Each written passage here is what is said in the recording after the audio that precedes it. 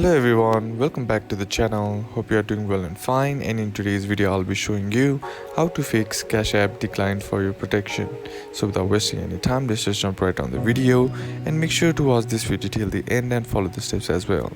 So the first thing that you need to do is head over and open up your Cash App. And once you open up your Cash App, here what you need to do is tap on this activity icon on the bottom right corner of the screen.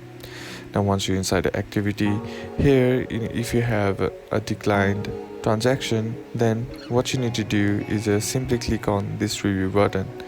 Now right beside it you will get a review button as well, and once you click on review you will be sent to that failed or declined Cash App transaction.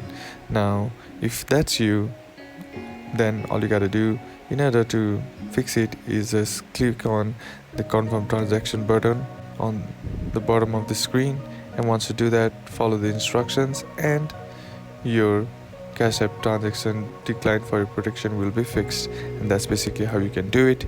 And that's it for today's video, guys. Hope this video was useful to you. Leave a like if it did, comment down below what the next video should be on, consider subscribing to the channel. Thanks for watching. Bye bye.